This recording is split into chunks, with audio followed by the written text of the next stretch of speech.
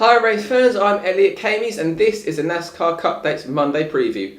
This weekend we're looking at the events that took place in Darlington. Joey Logano led the field to green with Kyle Larson on his outside. Larson was able to make the outside work early in the race, taking the lead on lap 1. Brad Keselowski hit the inside wall on lap 3, bringing out the first caution. Keselowski barely hit the wall and was able to continue. The field stacked up and Logano lined up on the inside of Larson for the restart. Larson was able to hold the lead. By the time the competition caution flew, Kyle Larson had a 3.5 second lead. Kyle Larson led the field onto pit road, but it would be Joey Logano who led them off. Kurt Busch was able to avoid a penalty after his wheel fell off. Kurt Busch's wheel came loose during pit stops, however the team was able to avoid a penalty. They did start in the rear after having to fix their mistake. Logano led Kyle Larson on the outside. Larson was able to stay with him but did fall back into second. It was a Kyle and Kyle show on full display as Busch had made his way past Larson. Larson spun in turn 3 after overdoing the entry, bringing out the caution on lap 55. The field restarted on lap 60 with Joey Logano leading everyone to green. Kyle Busch stayed with him and was able to take the lead. A handful of laps later, Joey Logano was able to regain the front position with Ross Chastain moving into second. Kyle Busch had reported a trending loose situation.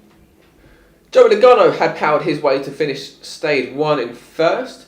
Ross Chastain finished right behind him in second and Kyle Busch finished third after falling back 3.5 seconds, only just staying ahead of his teammate Christopher Bell.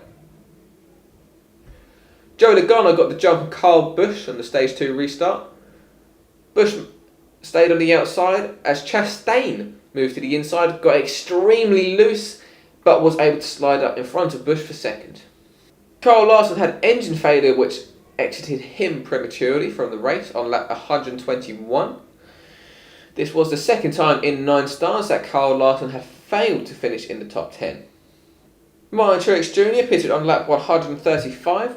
Joey Logano and Ross Chastain came in on lap 136. Martin Truex Jr. was able to take the lead during this pit cycle, with Tyler Reddick making his presence known in second place. Corey LaJoie slammed the wall, ending his day. He was able to limp his Marcy Robbins 777 tribute into the pits, so the field did stay green. Martin Truex Jr. got slow on lap 161 on the backstretch. Chastain was able to close in and finally made the move for the lead on lap 166. Kyle Busch and Brad Keselowski crashed in turn 2 on lap 167, ending both their days. The field was unable to pit, however, because of Busch. Busch had left his 18 in the entrance to the garage area, making it unsafe for everyone to enter the pits. Once pit lane opened, Ross Chastain led them on and led them off. Chastain led the restart and had powered on to win stage 2. Kurt Busch was able to power on from his earlier incident, rebounding into 11th at the end of the stage.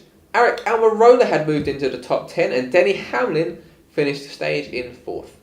Hamlin took the lead in the pits as Ross Chastain led Martin Truex out in 2nd and 3rd. Hamlin led the stage 3 restart with Ross Chastain on the inside. Ross Chastain spun on the exit of turn 2, hitting the inside wall and ending a solid day for the number 1 Trackhouse team. Denny Hamlin may have led the restart, but it was Joey Logano who just shot through the gears like a rocket, taking the lead on the restart. Ricky Stenhouse Jr. slid up into Erik Jones. Both were able to continue on and the field stayed green. Alex Bowman hit the wall with 39 to go, bringing out the caution. Tyler Reddick was leading the race at the time. Joey Logano won the race off pit road with Tyler Reddick in 2nd. Austin Dillon received a 2nd speeding penalty of the race, putting him in the rear of the field. Joey Logano led the restart on the outside. Tyler Reddick started behind him in 3rd, with William Byron moving up a spot, starting on the inside line. Logano may have led the restart, but Byron took the lead in turns 1 and 2. Logano regained on the exit of 2 as the field wrecked on the backstretch.